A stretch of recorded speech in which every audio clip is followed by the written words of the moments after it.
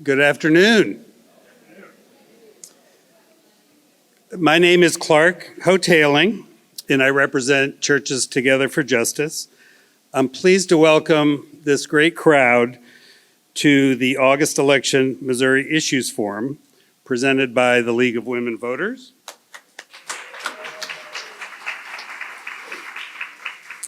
Just Peace UCC Covenant Team, and Churches Together for Justice. In addition, we are joined by a distinguished group of panelists, and they will be introducing themselves in about 20 minutes later in the program. Today's format will be as follows. The League of Women Voters will give a brief overview of the pros and cons of all four issues that are appearing in the August ballot. We will then have the panelists introduce themselves, and they will give a deep dive, particularly on Amendments 4 and 5, followed by questions and answers by all of you. Finally, when we are finished around 4:30, all panelists will be sticking around for a little bit if you want to mingle and to talk and network with them. And really finally, we will be holding a similar event at Webster Groves Presbyterian Church in October. Don't have this Sunday afternoon nailed down yet, but it will be in October for the November election. So keep your ears and eyes open for that. I would like to turn the floor now over to Kay Park and Julie Gaebe with the League of Women Voters to give an overview of all four ballot issues. Thank you. And as he said, I'm Julie Gaebe. I am the co-president of the League of Women Voters of St. Louis.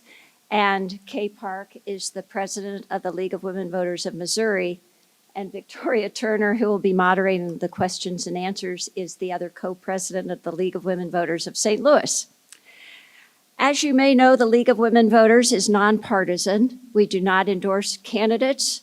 We do not endorse parties, but we are political. We promote or oppose legislation based on positions we take after years of study and consensus by our members. And you might catch on to some of that as we go forward. Today, we're going to give you a brief overview of the four amendments that will be on the August 4th ballot.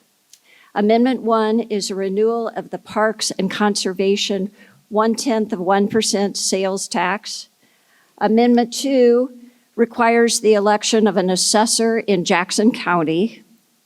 Amendment 4 increases requirements for a citizens initiative petition amendments. And I'll probably not get all those words all the time, correct. And Amendment 5 phases out Missouri income tax. Amendment 1 is an automatic ballot referral, meaning that it must come up for a vote at regular intervals, in this case, 10 years. Since 1988, it has received overwhelming support from Missouri voters, ranging from 68.7% in 1988 to 79.9% approval last time in 2016. The Soil and Water Conservation Program provides grants, usually requiring cost sharing with landowners, and the money goes to soil and water conservation districts in every county of the state. It supports terracing of cropland, stream banks, stabilization, and other practices that prevent soil from eroding into our waterways.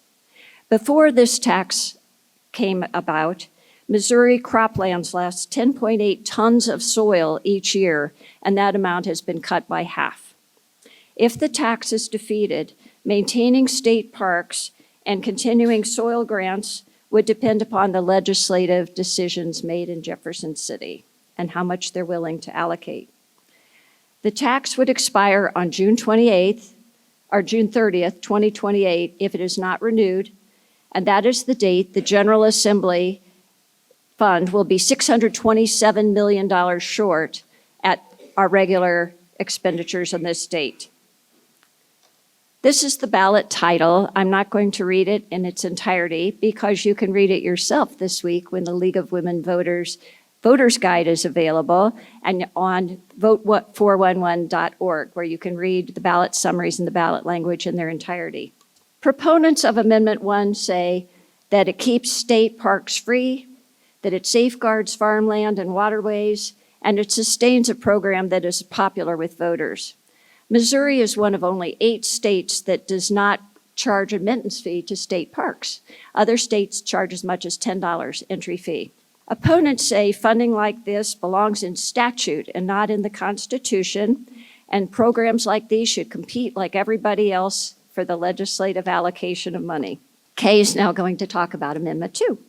I'm Kay Park, and I'm going to talk about Amendment 2, which is the election of county assessors. So I want to give you a little background about this. In 2010, voters approved a constitutional amendment that required counties with charter governments to have elected rather than appointed assessors. The amendment included an exception for Jackson County based on its population. But then in 2025, voters in Jackson County put this back on the ballot. They approved amending the Jackson County Charter to make the position of Jackson County Assessor an elected rather than an appointed office. And the vote was 90% in favor of going back and 10% against, so it was highly popular. The reason for that was that in 2023, after controversy over tax assessments in the county, they saw an average increase of 30%. So that's why they sent it back to the voters. So approving this for ballot number 2 basically puts Jackson County on the same level as the other counties in the state, so that they would have an elected county assessor as well as requirements for training. And the same thing here with fair ballot language, same thing. It basically levels the whole playing field, so Jackson County is the same as all the others. And a no would leave it unchanged, which Jackson County did not want to change. Okay, proponents say that elections make assessors more accountable, and opponents say that the appointment system is isolated from political pressure. The League of Women Voters does not have a position on Amendment 2 because we feel this is a matter really for Jackson County to make that decision.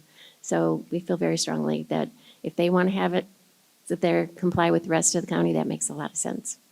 So on to Amendment 4.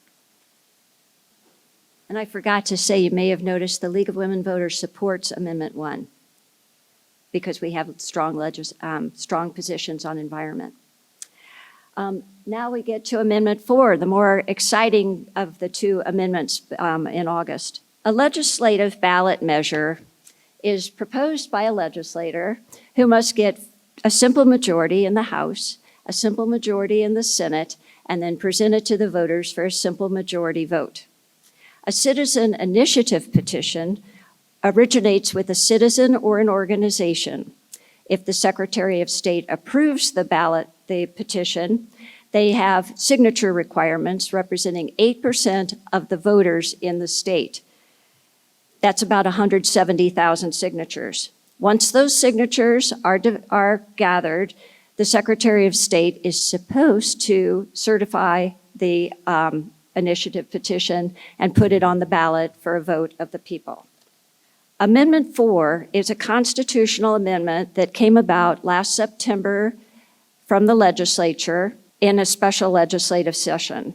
There's a lot of details in it, but the gist of it, it requires that in order for a citizen's petition amendment to pass, it must pass in all 8 legislative districts. The higher criteria would only apply to citizen initiative petitions. Legislative referral petitions will continue to be passed with a simple majority vote. All 4 of these amendments on your August ballot are legislative referrals. Here's a graphic that kind of explains what happens if all 8 of the districts are required to vote yes for an amendment to pass from initiative petitions. Essentially, 5% of the voters could veto the will of 95%. Under this measure, all of Missouri's most recent popular initiative petitions would have failed.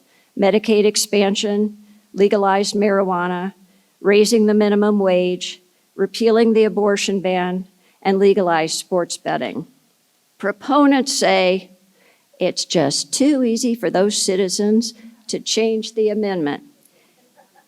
It's just too easy for them to veto what we in the legislature have done. And it's just too easy for them to go out there and pass laws by themselves. Opponents say that gathering 170,000 signatures in 6 of 8 congressional districts is not very easy, and that citizen petitions usually cost millions of dollars and require months of legal struggle. Proponents say Amendment 4 is about keeping urban areas from controlling rural areas. Opponents say one person, one vote. It's already a situation where a vote is fairly decided, and this amendment would take that away. An example, which you might hear about later, is the Hancock Amendment, which is scheduled to be repealed with Amendment 5. It passed in 1980 as a citizen initiative petition passed by conservative voters, and it requires that citizens have the right to vote on taxes that the legislature decides to raise. It passed by 55% margin across the state. It passed everywhere except St. Louis District 1, where it lost by 8,900 votes. That's only 1.75% of the votes in District 1. With Amendment 4, the Hancock Amendment would not have passed. Opponents say that Amendment 4 makes it almost impossible for a citizen's petition to win.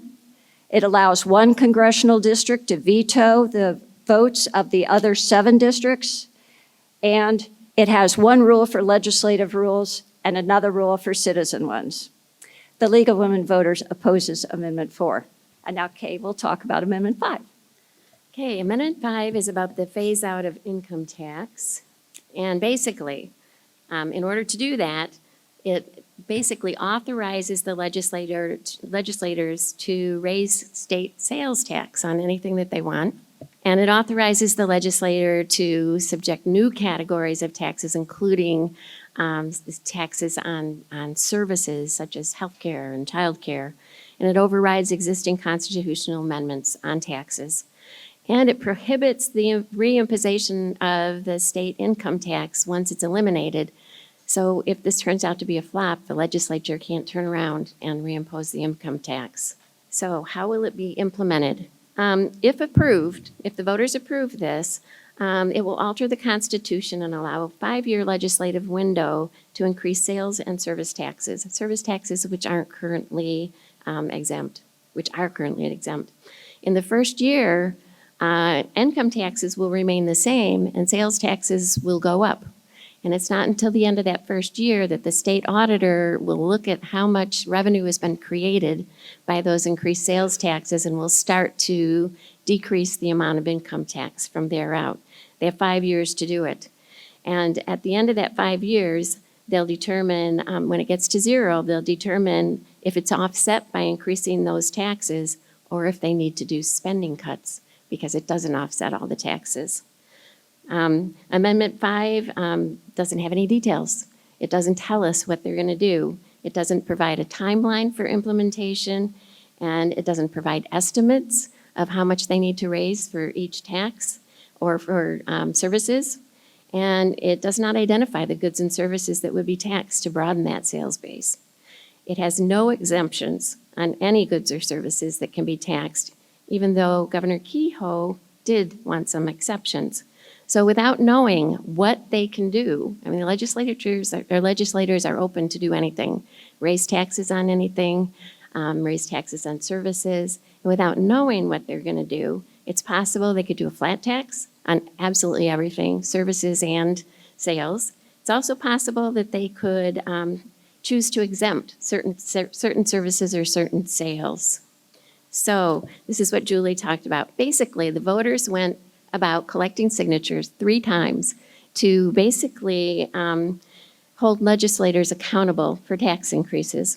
The first one back was 2016 when they prohibited taxing services that were not already taxed, things like child care, car repairs, haircuts, and the citizens went and voted that they did not want that.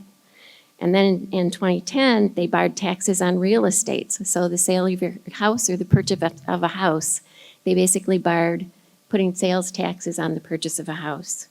And in 1980, the Hancock Amendment that Julie referred to required a significant tax increase by legislators go to a vote of the people. So all 3 of these under Amendment 5 would be eliminated. We would no longer have control over the taxes that the legislators raise. This gives you an example that almost 65% of the revenues spent by the state come from the income tax. So that's 65% of the revenue would have to be raised through some types of sales tax, either on goods or services.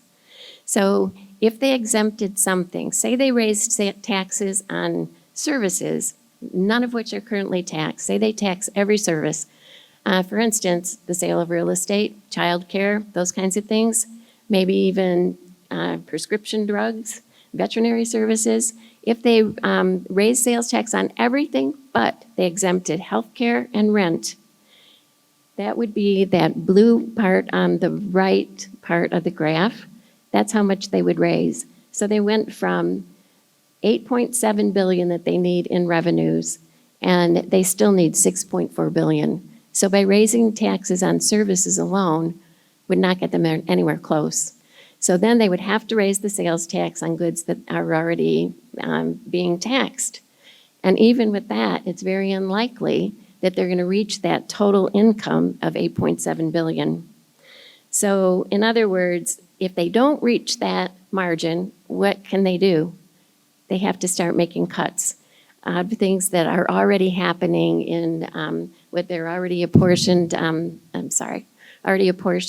monies to go to different things. So what would they cut? They can cut anything. They can cut anything at all. They can cut health care. They can cut money that goes to Medicaid, disability services, higher education, senior and social services, transportation and infrastructure, affordable housing. They can cut anything they want. And we wouldn't have a say because we voted that say away. So can they cut funding on schools? In the actual law, it says that it requires local tax rate cuts without reducing school funding if local sales tax revenue increases. However, in Missouri, the largest source of local revenue for schools are property taxes levied by school districts. And 60% of that, if you look on this blue part over here, 60% of the revenue comes from local taxes. And that's not touched by the state. That's totally up to those local districts to approve that through levies or whatever. What they can touch is the almost quarter that the state provides to schools. The federal funding, the gold part, they can't touch.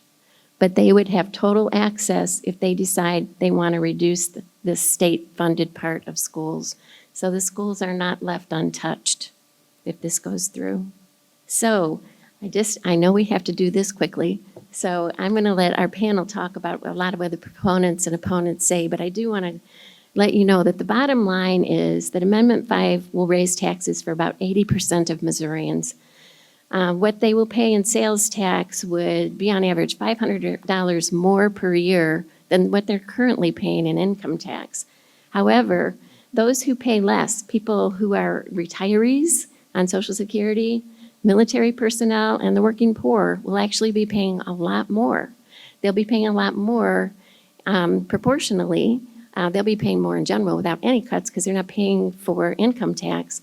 But people in general will be paying a lot more if they're lower or middle class than the people who are higher wage earners. The League of Women Voters supports tax measures that promote equity.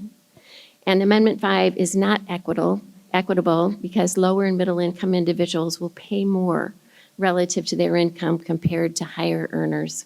So the League of Women Voters does oppose Amendment 5. Thank you very much. I think that was a really good overview. We're going to do a little bit of a deeper dive into particularly Amendments 4 and 5.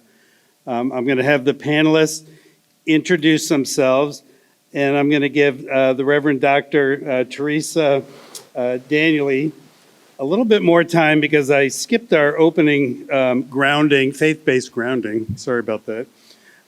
So she's going to introduce herself, tell the many hats that she wears, do a little bit of faith-based grounding, and then we'll go down the line. They'll introduce themselves, and then I'll call on them one at a time to give about a 4 to 7 minute presentation on a bit of a deeper dive. And then the last half hour will be for questions and answers. As Clark said, I'm the Reverend Dr. Teresa Danieley. I'm here as the Missioner for Public Advocacy for the Episcopal Diocese of Missouri. I'm also the priest in charge at St. Stephen's Episcopal Church in Ferguson. And I also happen to be a public school parent of 3 in St. Louis public schools. So all of these things are very much of concern to me. In terms of a brief grounding from a Christian perspective, probably many of you are familiar with what I'm going to say. In my tradition in the Episcopal Church, we believe that we are called to the work of social justice because the mission of the church is to restore all people to unity with God and each other in Christ. And we believe these acts are sacramental because they're outward and visible signs of the inward and spiritual grace that has been given to us freely by God through Jesus Christ.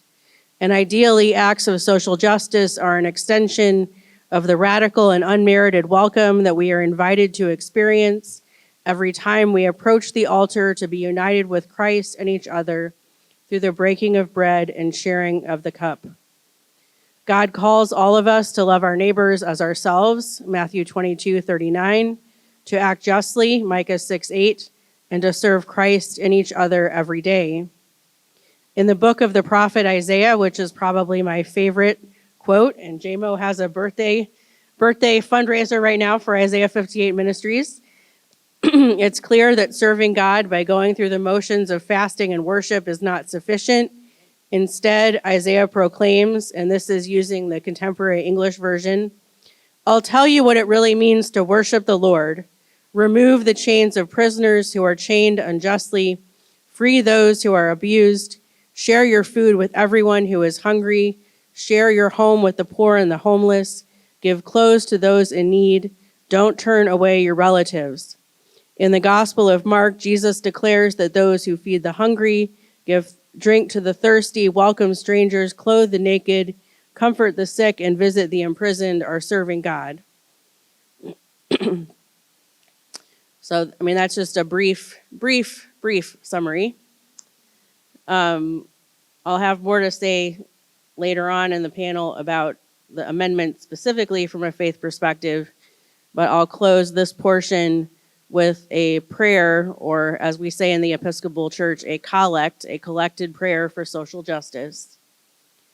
Grant, O God, that your holy and life-giving Spirit may so move every human heart that barriers which divide us may crumble, suspicions disappear, and hatred cease. That our divisions being healed, we may live in justice and peace. Through Jesus Christ our Lord. Amen.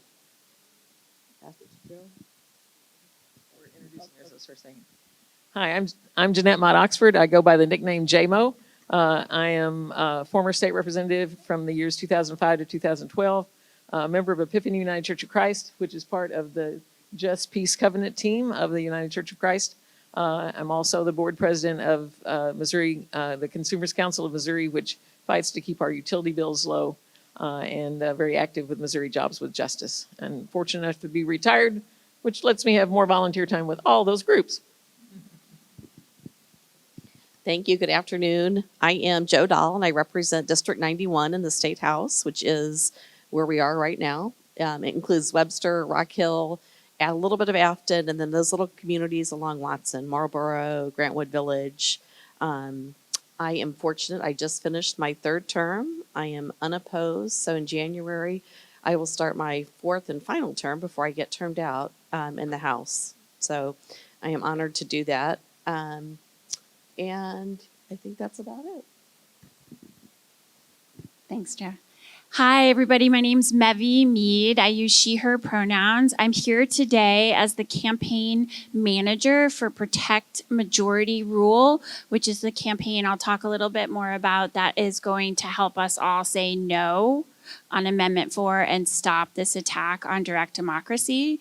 I come to this work after decades of doing progressive political work in the state, whether that's reproductive rights, economic justice, or defending direct democracy. I have the honor to facilitate a coalition statewide called the Will of the People Coalition. Many of you, and I see are familiar, the League and other groups represented here are a part of that coalition. So we have been working for years together to build the political power that is needed at this moment to defeat Amendment 4. Thanks, Mevi, and hi, everybody. My name is Sarah Feltz. I use she, her pronouns, and I am 5 weeks in as the Senior Director of Election Protection for the Missouri Voter Protection Coalition. I have had about 15 years working in and around Missouri policy and politics, and most recently in sexual and reproductive health and rights. But I've been on those Monday calls with Denise for the Missouri Voter Protection Coalition for years, and I'm excited to be on the team. Thank you very much for those introductions. We're now, each is going to give a brief presentation. We're going to start with Jo Dahl, who I have the utmost respect for. She's a good friend, and 4 terms as a woman Democrat in the Missouri House of Representatives, being able to do that is something amazing. So thank you, Jo, for your service. Jo is going to talk about how Amendments 4 and Amendment 5 got on the ballot. Thank you, Clark. So I was asked just to give you an idea of how these got on the ballot and why we're going to be voting on them. And I'm going to touch on Amendment 1 also just for one particular reason. Amendment 1, which is the authorization for the sales tax that helps fund our Department of Natural Resources, was originally passed in 1988. I think that's right. 84, sorry. 1984. And I only bring it up because the first 2 times it was renewed through the initiative petition process. So it all comes full circle. And in 2006, the automatic renewal, or not automatic renewal, but it was automatically placed on the ballot to be voted on for renewal every 10 years. So at this point, it's just an automatic provision that gets put on the ballot every 10 years. And as we heard earlier, the last time we voted on it, it passed by almost 80%. So it has been popular, and hopefully it will continue to pass. The Soil and Water Conservation Program is fully funded by that tax, and our state parks get 75% of their funding from that tax. So it will hurt those programs a lot if it is up to the General Assembly to fund them, especially given our current budget situation, which is getting bleaker by the minute. Amendment 4 passed in a special session last September. It was sponsored by a representative named Ed Lewis from Moberly, Missouri. He's a Republican. And we know since as long as I've been in the legislature, they've been trying to undo the initiative petition process. So this was no surprise. And I think because they could never get it passed through the legislature, up until now, it was an easy pass. As they see more and more things getting put on the ballot through the initiative petition process every year, I think they get more and more nervous that they need to find a way to stop that from happening.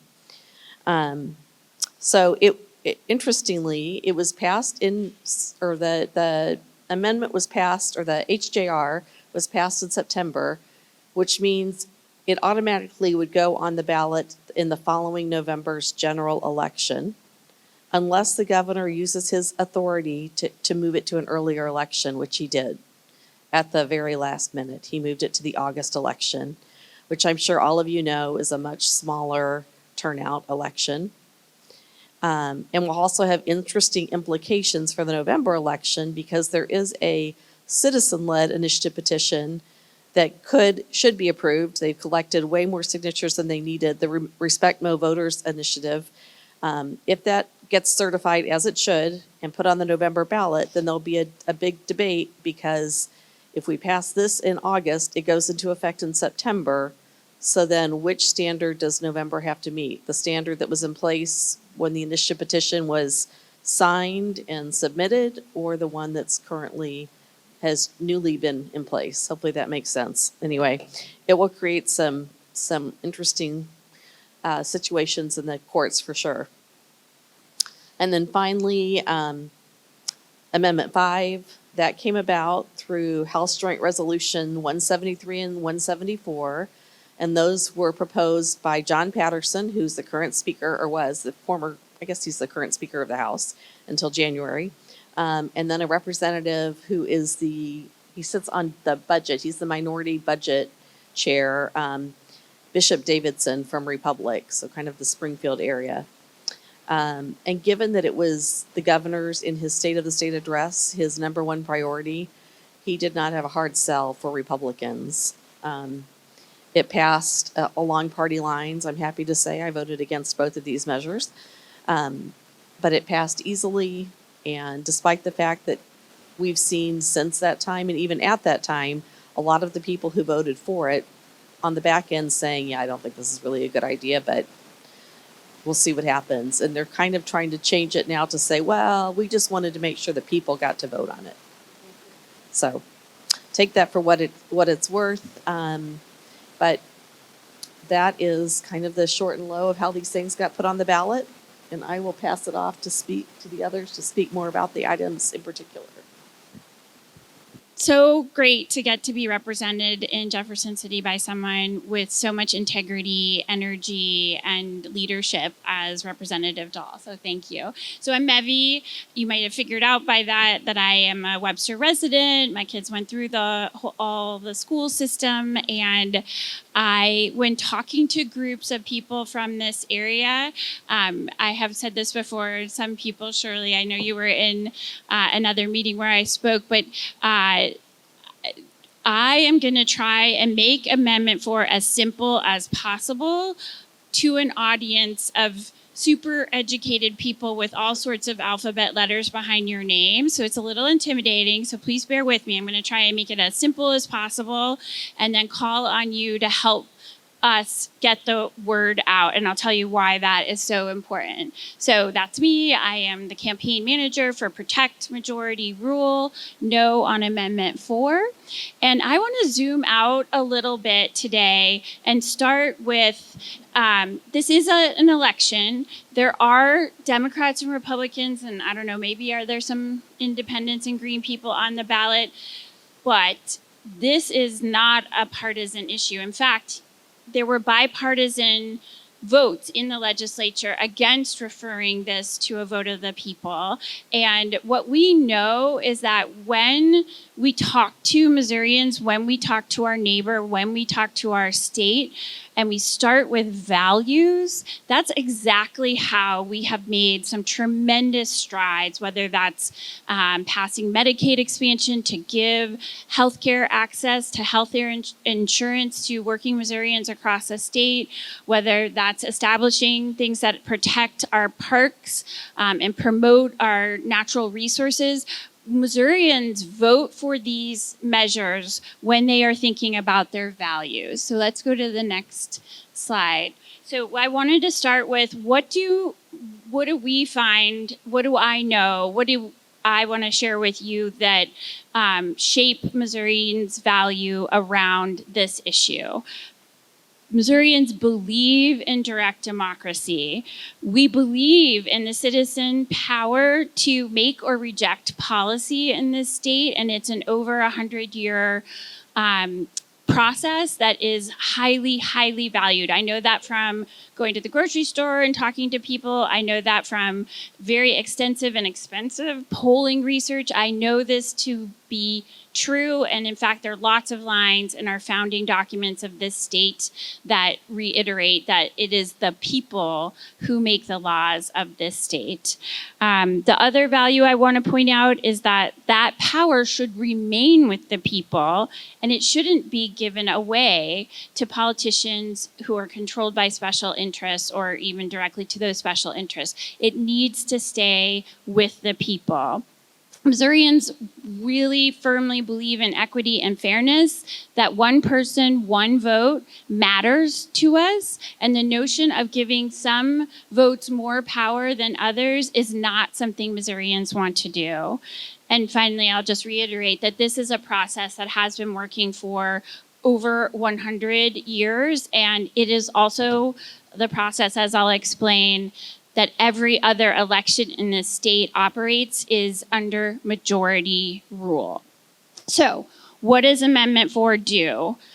This is the part where people want to get complicated about that. It's actually not that complicated. Right now, if the citizens initiate, and it's, as Reverend Teresa said, it's not a simple process, but if the citizens can go through the process to initiate something and qualify it for a vote of the people, it passes with a majority rule. Lots of people like to use sports metaphor. If you get the most points, you win the game.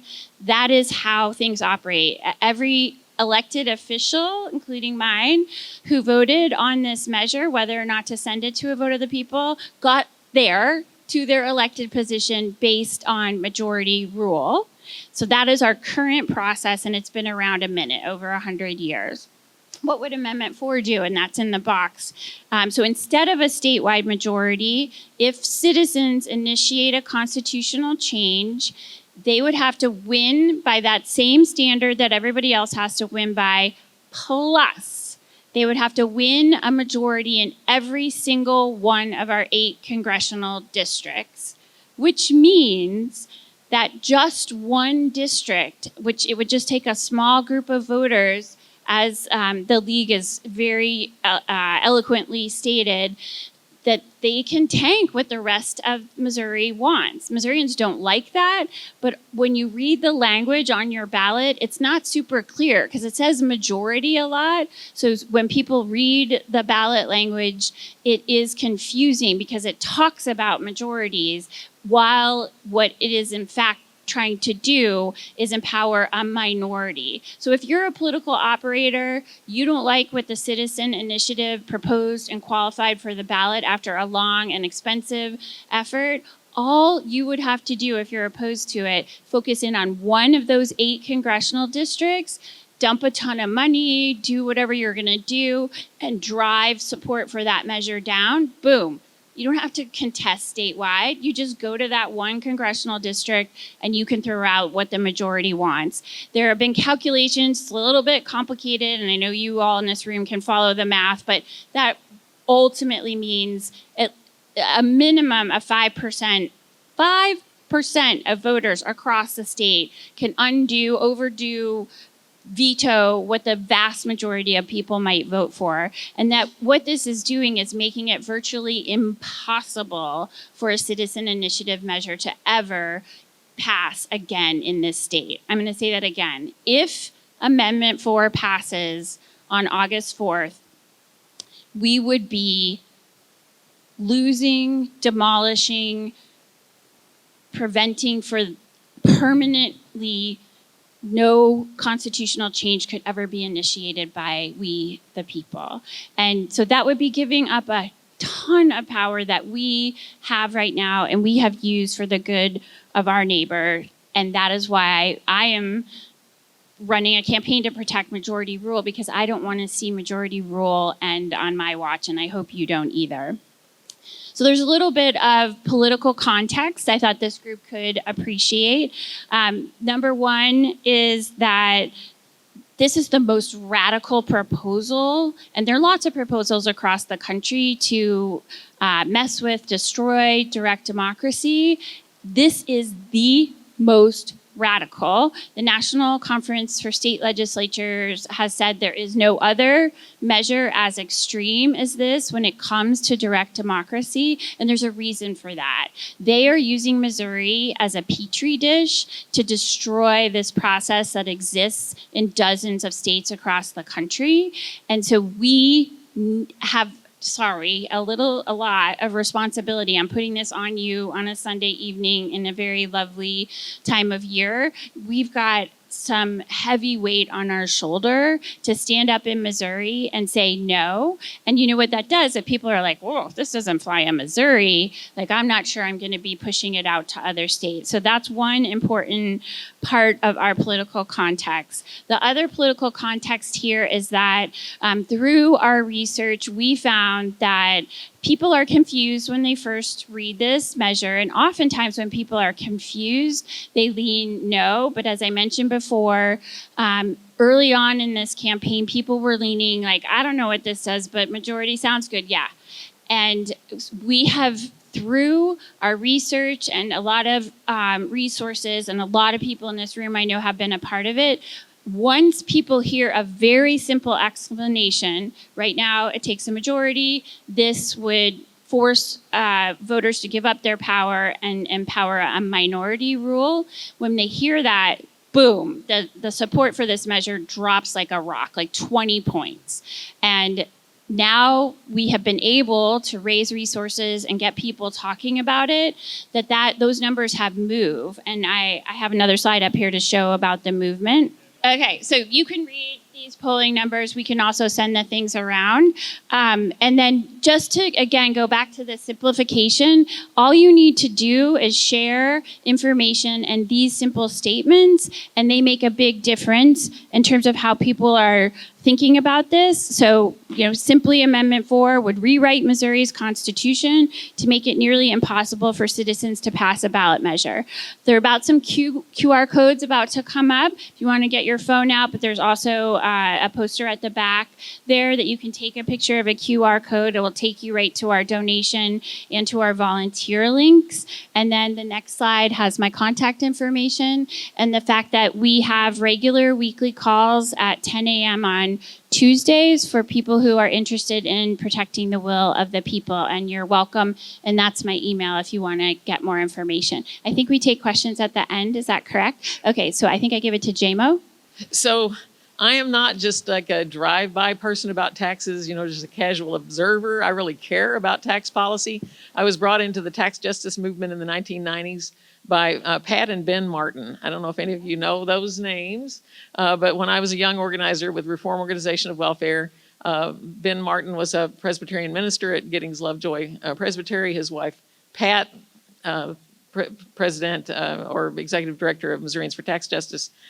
We figured out a way to solve the three problems that are there with the Missouri tax system, which is that it is outdated. Our income tax brackets are basically from 1935, so it really needs to be updated. Also, it's inadequate. We don't have enough money for the state's essentials needs, and it's also unfair in that those who have the least money pay the highest percentage of their incomes as taxes. So I've been working on this for a while, and I sponsored as a legislator the Tax Justice for a Healthy Missouri bill. Amendment 5 doesn't solve any of the three problems with Missouri's tax system, that it's outdated, unfair, and inadequate.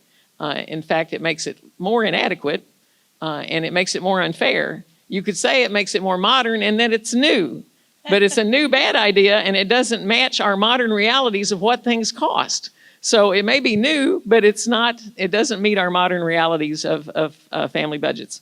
Amendment 5 is the everything tax. It raises taxes on things Missouri families can't go without, like groceries, gas, medicine, doctor visits, childcare. That could happen. They're not giving us any details on this. This is Amy Bluen from Missouri Budget Project calls it hide the ball. They're not telling us what they're going to do, so we're just guessing here. But we know some things that would have to happen to produce revenue or to reduce the state's budget because of the big hole that would be blown in our budget. I call it a trust fall into the arms of people who've already proven that they won't catch you. So number 2, it creates a loophole so politicians can raise our taxes without asking us. And there's no exemptions in it. Go read it on the Secretary of State's website, sos.mo.gov, and you'll notice that it doesn't say that it's going to protect groceries. It doesn't say it's going to protect health care, child care, et cetera. You can go to the next slide there if you would. What it does is places a constitutional amendment on our ballot that would require lawmakers to eliminate the income tax, expand sales taxes to services. It allows lawmakers to increase the sales tax top rate, and the details will be developed by the lawmakers in a future session. So we'll tell you later how we're going to solve this problem. It would take, the next slide, raising our general sales tax rate from 3% to 10.7% to fully replace the income tax revenue that's lost. So that would probably be about an average of $535 more for each taxpayer. The only people that benefit from this by paying less income tax are the wealthiest 20% in our state. The rest of us are net losers on this. The next slide shows some of the things that might be taxed, many of which are exempted now from being taxed. And that's of grave concern, of course. That part about local schools, it would be about a $1.4 billion cut to Missouri's public schools. You can go to the Missouri Budget Project website and put in your school district number on a calculator, and it'll show you like how many staff roles, how many teachers and support staff would have to be eliminated in your school district if the money isn't made up for somewhere. So that's a really good tool to use to understand more. The next slide shows that Missourians would see an average net increase of more than $500 a year, probably $535. We would have at least an $8.5 billion hole in the state budget. You all said 8.7. I know the League of Women Voters does their research very carefully, so I'm going to start saying 8.7 because I trust you all to have that right. And this would trigger cuts to programs that support Missourians from cradle to the grave. And that would impact things that are really important, like services for our seniors, services for people with disabilities. Now, I'm going to say this too. Don't get it in your head that we're already doing something magically amazing for seniors, for veterans. I've been doing the phone banking, to help convince people to vote no on 4 and 5. I got this guy the other day who's a veteran, and I said, this would trigger cuts to important things like senior citizen services, children protective services, veteran services. He said they don't do anything for veterans. The only thing we've got is the veterans' homes. That's it. And he's right. We're underfunding what veterans need. We're underfunding what seniors need. I worked at Paraquad. They were starving us to death. We did not have what it needed to serve people with disabilities. You know that thing about Hancock that we have to give money back to the taxpayers if the revenue is a certain amount high? And like 1996 or 7 or somewhere like that, I got $6 back. Some of you remember getting a check back? Yeah. All right. Guess where we are now from where we would give money back to the taxpayers? The audit just happened this summer. $6.6 billion with a B dollars below where we would give money back to the taxpayers. How do you get in a situation like that? You get that way by cutting all kinds of taxes, corporate taxes, other things that they have cut, exempting various people, exempting veterans from any taxes on their retiree benefits or Social Security recipients from having any taxes on their benefits. So we've cut our revenue sources and we aren't putting an adequate investment into the common good. So there's so much that is bleeding, and that's what's hurting the quality of life in our state. The people that back this thing say, what's wrong with our state is that we have an income tax. If we got rid of our income tax, the world would be wonderful. Missouri would we would just really move right along. And they cite these other states. If you'll go, here we go. They cite these other states and say, you can do it because look at these other states. But when you look at it, you see that they have really high sales taxes, and they have very regressive sales taxes. That the blue line is for the poorest 20%, what people pay. The darker line, kind of a navy or black line in the middle, is what the middle 20% pay. And the orange is what the richest 1% pay in those states. You see that in our state right now, the richest 1% pay 5.7% of their incomes in state and local taxes. But the poorest 20%, and that's people making about $20,000 a year, pay 9.8% of their incomes in state and local taxes. So we are unfair, as I said below, but Tennessee has a horribly regressive system as you look there. Florida has a horribly regressive tax system. Look, theirs is the poorest 20% pay 13.2%. The wealthiest 1% pay 2.7%. There's some really rich people that live in Florida. I wonder who I mean. So, and then Texas, again, very regressive system. If we look at the final slide there, we'll see that those states have some things that we don't have to help them not have to have an income tax. Texas has oil and natural gas. Orlando gets 68 million visitors to their theme park versus Branson that gets 10 million. Tennessee gets 12.2 million visitors to the Smoky Mountains versus 2.5 million to the Gateway Arch. Florida, out-of-state visitors, 157 million a year. Tennessee, 114 million a year. We get 28 million visitors here in Missouri. So we can't turn to these other sources for money. Amendment 5 is a horrible policy, makes our tax system that is already inadequate, unfair, and outdated more unfair, more inadequate, and it makes it modern because it'd be something new, but it doesn't address your pocketbook right now. One of the main reasons that I'm a part of this campaign is that I do work with Consumers Council of Missouri on utility issues, and we're afraid if they tax utilities, that there are people that will have disconnections because they can't afford it, and we're afraid that if they tax everything else, groceries more, clothing more, furniture more, et cetera, that people also will have disconnections because they won't be able to afford their basic human needs. So it's a really, really bad policy, and I want us to not just defeat it, I want us to crush it. And that means you each have to recruit at least like 3 to 5 more people to come out and vote no with you. If we each do that and you convince them to reach 3 to 5 more people, we got a real ripple going here, and we really need to demonstrate our people power on this. So Thank you. help us out. Yep. Thank you. I hate to cut off passion.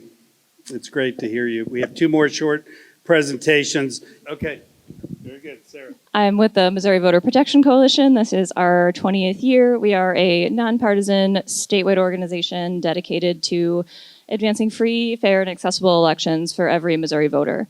We've got more than 60 organizations in our coalition. We also are part of several national coalitions, and many of you might be on our 10 a.m. Monday calls where you get voting rights updates every Monday except for federal holidays, and we'll have a QR code for you to sign up if you haven't already. MOVPC focuses on particular, or voting in general, and also has a particular focus on folks who are low income, communities of color, young people, seniors, English plus communities, and voters with disabilities. And we have 4 pillars of work, and I'll talk about just one of them today. We do policy advocacy in the legislature. We do legal advocacy, which is filing lawsuits and litigation, voter education, and then also election protection, which is where I have gotten to jump in the last 5 weeks. Okay, so there's a quick note on the voter registration. The general deadline of July 8th has passed. However, if you have moved within the state of Missouri or within your own county, you can still update your registration with your local election authorities. So don't let that be a barrier to you or any new neighbors you might have. Early voting has started. For the first several weeks, you need an excuse. The last 2 weeks, which starts July 21st, you can vote early for no excuse. And so we're trying to shift from vote on August 4th to vote by August 4th. Let's see, I've got palm cards with a wealth of information that Denise compiles every cycle about early voting in the back. They're yellow on that table. Please grab some for yourself and to share with your neighbors and communities.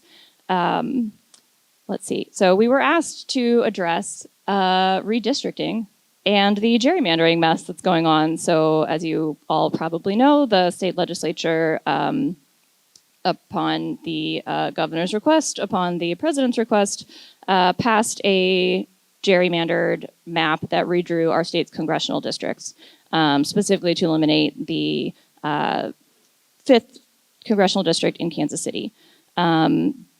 There was a whole campaign led by people, not politicians, who gathered signatures from all across the state to exercise our constitutional power of referendum and say, we don't want these maps to take effect. We want to vote on them first. There has been many, many lawsuits back and forth, and where we are right now is that the the lawsuit or the new congressional maps are in use for the August elections, but they are not yet in effect. And that sounds confusing and like doublespeak, and that's because it is confusing and it kind of is doublespeak. What the Missouri Supreme Court said in one of the strangest lines I've ever read was that it is impossible to know which district or which maps are in effect because the Secretary of State has not yet decided whether to certify the referendum. All the signatures have been turned in. The signature verification numbers on his own website say that there are enough signatures, but the law does not require him to take that action, to make that decision until August 4th, which is primary election day. So he is very much running out the clock. Thank you for keeping me on time here. And so what's happening right now is unprecedented. So many folks will be voting, more so on other parts of the state than here in St. Louis, will be voting in one district, and maybe then the maps will turn out that they're in another district. So we've had a wonderful team of law clerks and law students do research on, what are the possible outcomes here. And we don't have super satisfying answers because a situation like this hasn't happened before. So if the Secretary of State says that, does certify it and say, okay, the maps or the referendum is certified, we are going to put these maps on the ballot, there could be lawsuits potentially invalidating just the congressional elections or just those congressional seats, none of the ballot measures, no other primary offices. And the law spells out in pretty boring language up there how a challenge would have to take place and whether or not it would, and how that would turn out. Let's see. So we are in a game of wait and see. The Secretary of State could decide to say on August 4th that there have been enough signatures. He could also decide to say there aren't enough signatures, or actually, I don't think this is subject to referendum at all. So we, can't tell the future, but it is likely, we know that this will be unprecedented, probably messy, and there will be a lot of confusion. And one of the ways you can help out with that is by supporting our election protection program in a number of different ways. So first and foremost, you've all probably seen, I hope you've seen, 1-866-OUR-VOTE. That is a nationwide hotline that's open to any voter who has a question running into anything at the polls or getting their absentee ballot or anything like that. Folks are going to be confused. This is staffed by experts and attorneys who can give clear answers. There are also 3 ways that we are asking you to show up with us throughout the election cycle, not just on election day. Yes, volunteering with us at the polls is probably the most common way you have seen us. We are nonpartisan volunteers. We train folks all across the state to be at polling places, wearing these shirts like I'm wearing right now, saying we are here to help. Our only objective is to make sure that people can exercise their right to vote. We don't take a position on ballot measures. We don't take a position on candidates. And so we have just set up, we are expanding this time, for the very first time, expanding just from Election Day into the 2-week no excuse early voting period. And I'm really, really excited about that. And I am also really, really nervous about it because we need to recruit a lot more volunteers. There are shifts as short as 3 hours. There are longer shifts. You can pick any given day of the week. We would love for you to come out on Election Day and or the early voting period, maybe multiple times, to just be there at the polls for folks who have questions. There are 2 other prongs of the election protection program I'll get through quickly. One, we have what's called a war room filled with lawyers who, if the poll monitors have a question they can't solve, they're on the ground with the voter and the voting judges. They call the lawyers, and that gets escalated. So if you are a paralegal or a law student or a lawyer, please connect with me, and we'd love to have you volunteer in that capacity. And then we're also going to have social media monitors to catch any disinformation and misinformation, which is likely to be happening, certainly coming around the congressional maps, but also as we move into the fall. My last ask will be to take out your phones and please save our election protection hotline so that you have it, and if you don't need it for yourself, you can share it with another voter in line or a neighbor or family member who needs it. So that's 866-OUR-VOTE, 866-687-8683. And the website is 866ourvote.org. You can call, you can text, you can chat online. This is something we want everybody to have. Hopefully they won't need it, but when you do need it, it'll already be saved in your phone, and hopefully some folks will get to actually cast their ballot instead of getting turned away from the polls that day. Thank you, Sarah. And Reverend Dr. Teresa, you can lead us into our question period. All right, so I first got involved with ballot initiatives in 2006 when I was a parish priest in South City, because I realized that most of my parishioners and most of the people in the community I served were barely making ends meet or not making ends meet. And there had to be policy solutions to that. And I got involved with this crazy group called Missouri Jobs with Justice that said that in 2 months, actually it was St. Louis Jobs with Justice then, that in 2 months we could collect enough signatures to raise the wage in Missouri. So I've been involved in ballot initiatives in Missouri for over 20 years, and it's really, really, really, really, really hard. And it's really important. And I am also passionate about No on 4, because it gives people a voice. It gives people, I started a weekly meal program that still exists at the first church I serve, St. John's in Tower Grove. Giving people the ability to collect and gather signatures when they are at a meal program because they can't afford to make ends meet is giving people a voice. It is giving them the ability to change their life circumstances and people like them across the state. That is really important. And on the flip side of that, right now I am terrified because where I serve in Ferguson now at St. Stephen's, our food pantry demand is going up. My parishioner's income is going down. I have one parishioner who became unhoused last week. And if Amendment 5 passes, all bets are off. All of our food pantries, all of our feeding ministries will see unprecedented demand, and we won't be able to keep up because all of our incomes are going to go down effectively. Not to mention, I'm the parent of 3 kids in St. Louis public schools, and every single public school district in this state is going to be impacted. This is a moral crisis, not just for Christians, but for everybody, right? This is a crisis. But as a priest who believes that everyone is made in the image of God and everyone is beloved of God, we have got to emphasize to folks that we must get out to vote on August 4th. I don't particularly care about the primary part of it. I really, really care about the ballot initiatives. So much so that in my job I don't get paid for as Missioner for Public Advocacy, the bishop asked me and I put together a voter information guide on all the initiatives with information, lots more links to all the information. It's available back there with the purple and white thing that says Missouri Christian. Also with my friend Jeff Wunrow, who used to be the head of promo and is a gun violence prevention missioner, we put together a website called mochristian.org. We're more Christian than you, haha. Progressive Voices for the Teachings of Jesus Christ. And this is a clearinghouse website. I would love to talk to more people from more judicatories than just the Episcopal Church about getting your resources on there.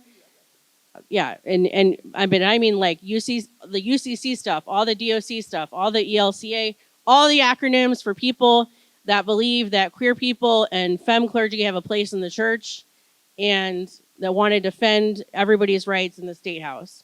But we have a QR code back there as well, but you can use the QR code to get access to the online version of this voter information guide, which is very easy to share, and where we also shared this forum, which we're now at. Because I don't think you can ever separate faith and advocacy, and that's why we're all here, right? So I hope that's a good segue into the question and answer portion of our program. All right, thank you.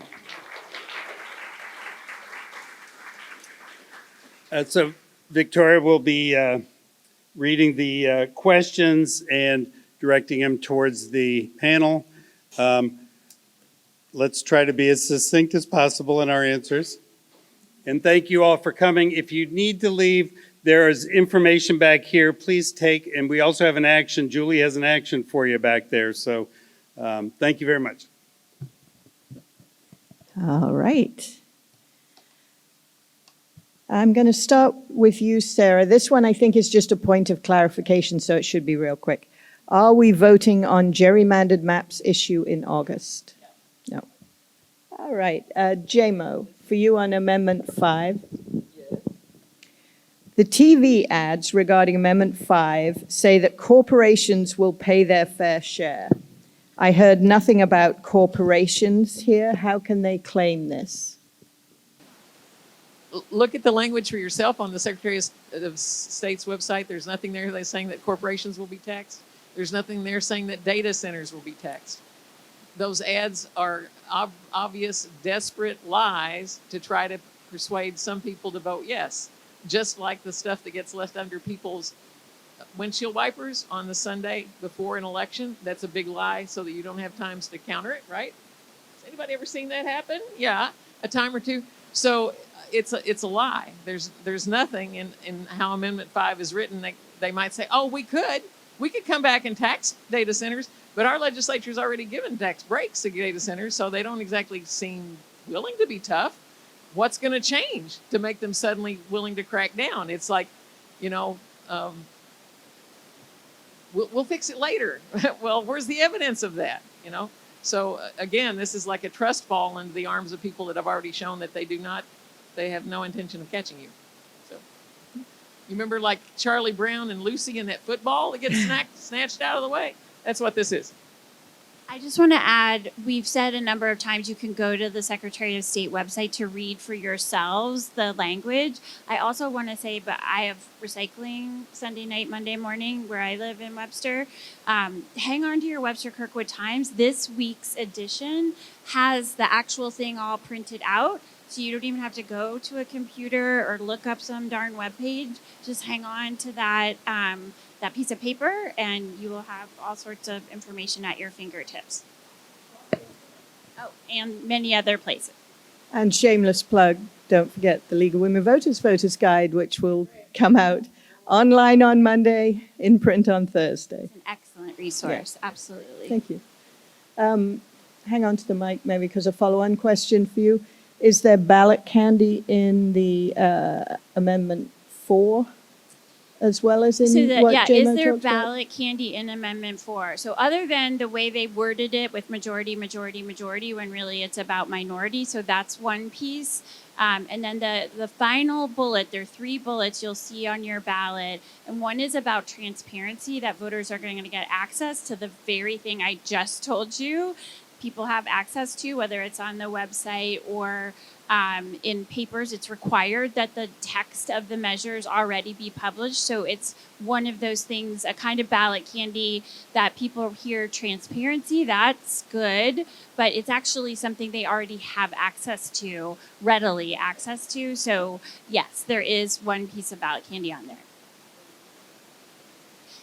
Oh, yes. So ballot candy is something that sneaky people who know that the thing they're proposing, the legislature in this case, not my rep, but other people who referred this to the ballot knew it was going to have a tough slog at the ballot because it's essentially an unpopular proposal. They throw things into it that's candy in the sense that it's not substantive, nutritious policy. It's candy that, it's going to make your teeth fall out. So, and it's right. Yeah, sneaky, terrible stuff that is is on there to try and trick voters into doing things. And in this situation, the transparency part is trickery. And the essential part is that it's minority rule, and a vote no is a vote to protect majority rule. Thank you. Another question, just asking for some clarification, and this one is actually for one of you two. I forget who did Amendment 2. Is this a statewide vote or only for Jackson County? It's a statewide vote, but Jackson County actually originated it. They passed it 90% to 10%, but it is a statewide vote because it was a statewide amendment. That's why it has to go back on the ballot. This one, Representative Dahl, I'm going to ask you. Concerning amendments, propositions number 4 and number 5. First of all, this voter says, these are terrible ideas. Are there any consequences for those senators and representatives who voted to waste our time by putting this on the August ballot? I'm hoping that some of them have consequences in November and that they're not back in January and they're replaced with people on my side of the aisle, but time will tell. These two are both asking about special interest groups with money who can get initiatives on the ballot. How do we keep that from happening? Well, was that a volunteer? There we go. There are 8 billionaires in Missouri, and they fund many of the legislators and many things in St. Louis and Kansas City, such as the repeal of the earnings tax was funded by one of them. He's certainly behind this. They fund the defunding of public schools. They fund the advancement of charter schools and vouchers. There are 8 billionaires who really don't want to pay income tax, and they trick other people into thinking that they should want to be like the billionaires when most of us aren't. What I learned in Missouri Jobs with Justice is that you have to work. If you have to work for a living, you're a worker. If anybody else wants to add anything, but I know most of their names because of the last 20 years of Jobs with Justice. I am such a backer of freedom of speech that I don't try to get rid of interest to try to put things on the ballot, because I think we all should express what we want and there should be competition of our ideas, out there. I want to be able to put things on the ballot, like higher wages, like healthcare, like putting I'm at Consumers Council of Missouri. We want to put on the ballot banning having to pay for power plants while they're being built. We passed that back in 1976. It's called banning QIP, construction work in progress.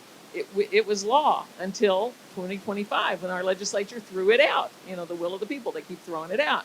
And so Senate Bill 4 had that in it, and it got rid of that. We'd like to put that back on the ballot. We'd like the legislature to do it so we don't have to collect hundreds of thousands of signatures and pay millions of dollars to get it on the ballot. If the legislature would put it on, that'd be great. They got rid of it. They should fix it by letting us vote on it again. So I want us to have a vigorous exchange of ideas, but it shouldn't be skewed by wealth. We should level the playing field so that we can all compete on that scale. Mm-hmm. And that takes majority rule.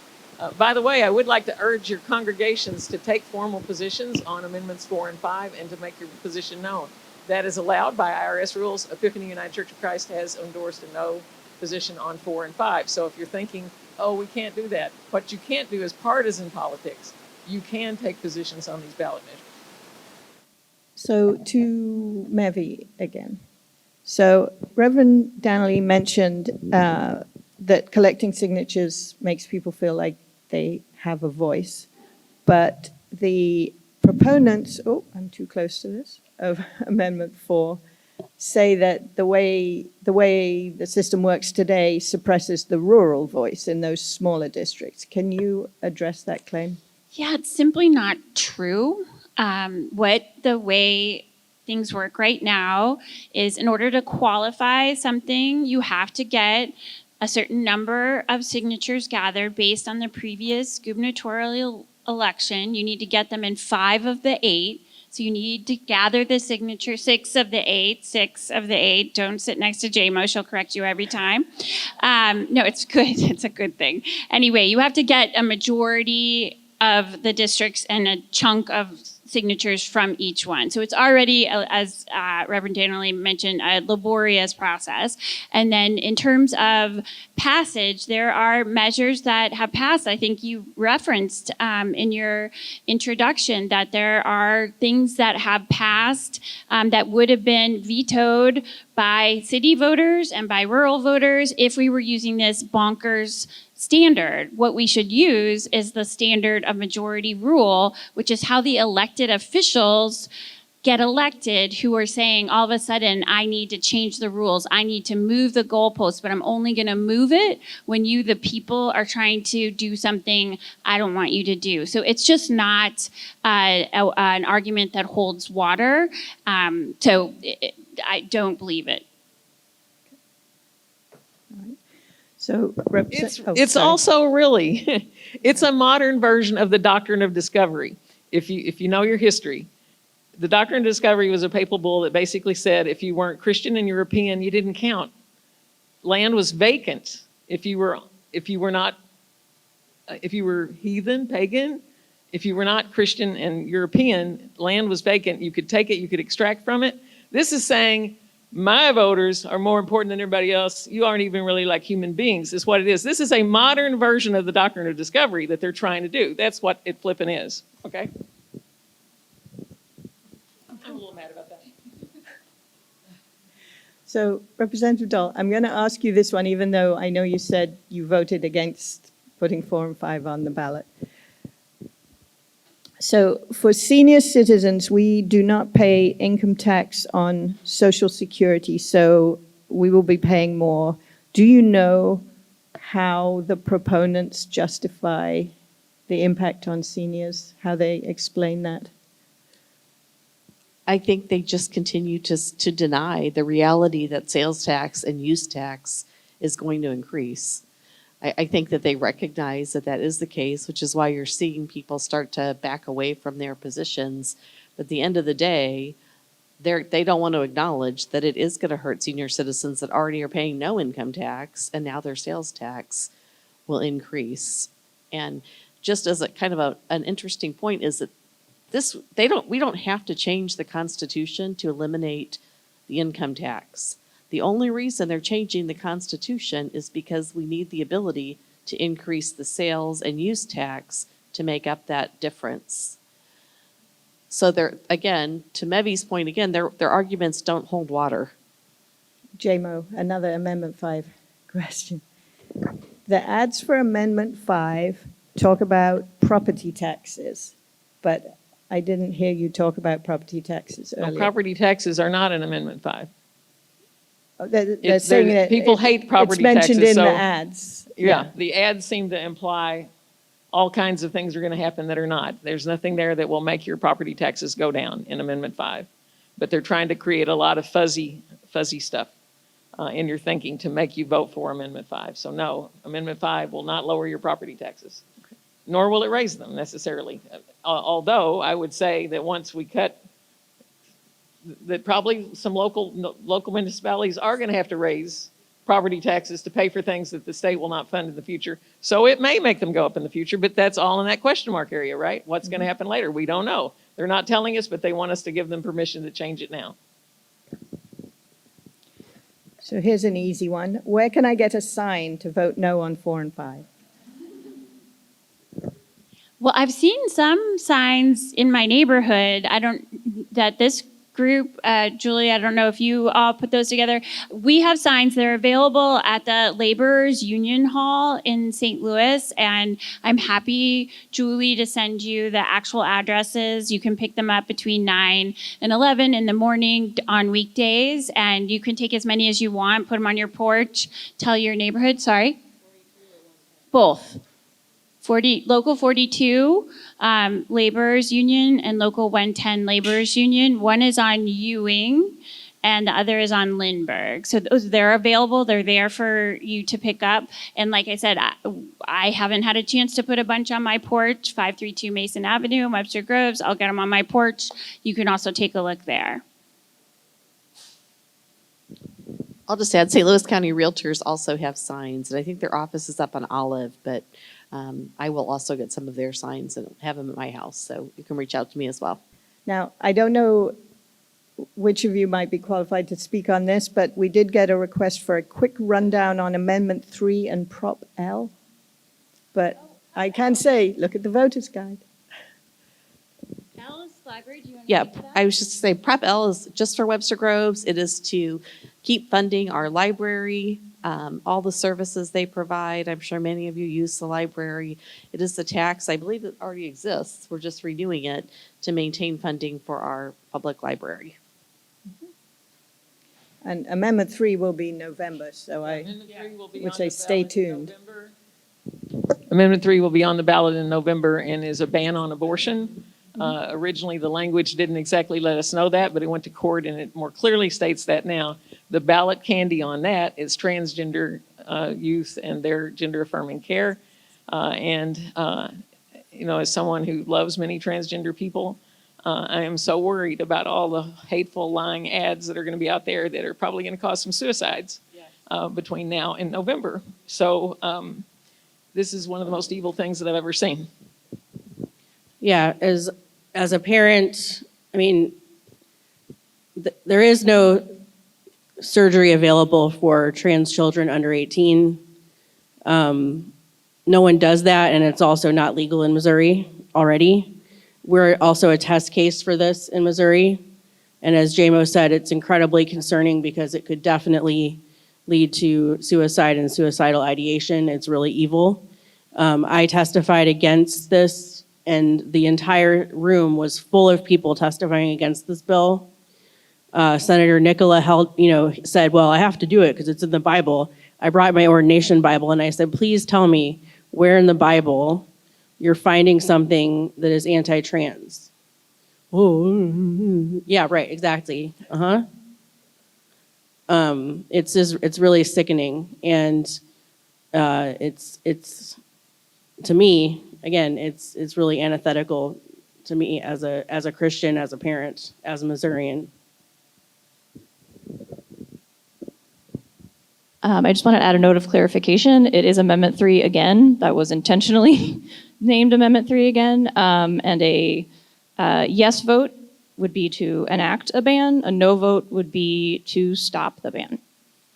So In November on Amendment 3. don't reuse your signs from last time then. Correct. Do not reuse your... Right. And I believe you said at the beginning you're hoping to have another one of these forums, right, in October. So I'm sure there will be more Amendment 3 information in that one too.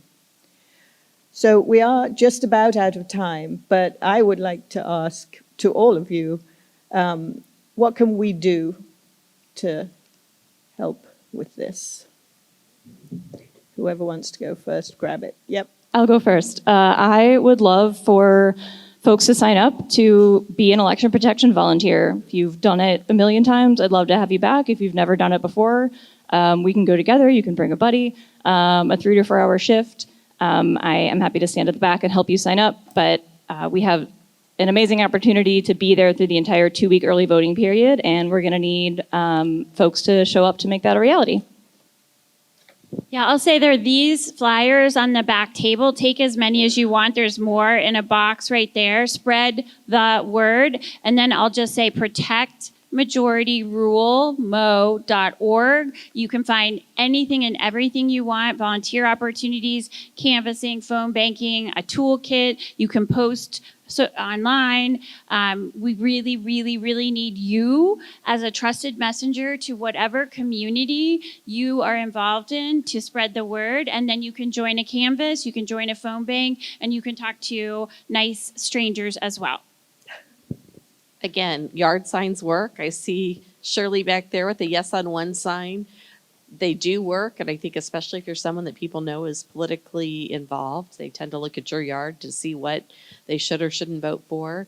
And tell your friends, your neighbor, the cashier at Deerberg's, wherever you are, because the misinformation that we're seeing every day is rampant. The no on 3 sign or yes on 3 signs, I'm confused even.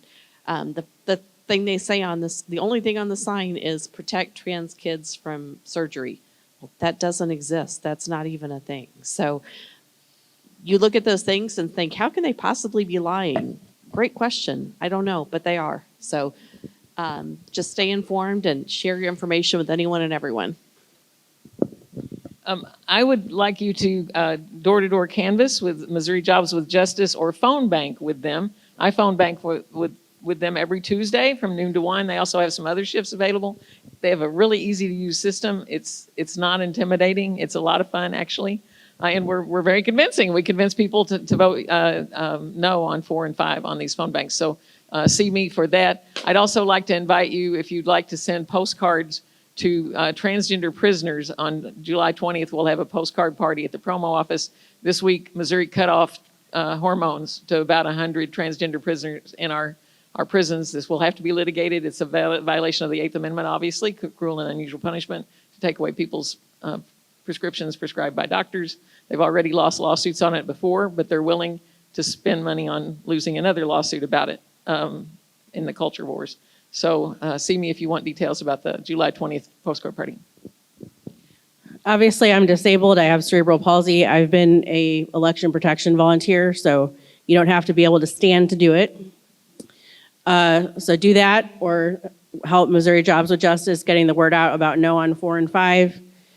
For myself, again, if you're interested, sign up for mochristian.org. If you have access to judicatory folks who can authorize putting all their stuff on the website, I would really love for all of our denominations and judicatories to have all of their resources in one place.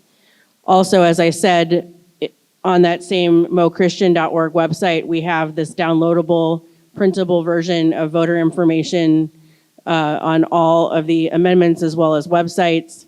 And my email for this work is publicadvocacy@diocesemo.org, publicadvocacy@diocesemo.org. Thank you, everybody. Thank you to the First Congregational Church of Webster Groves for hosting this. To the League of Women Voters, thank you very much for being here.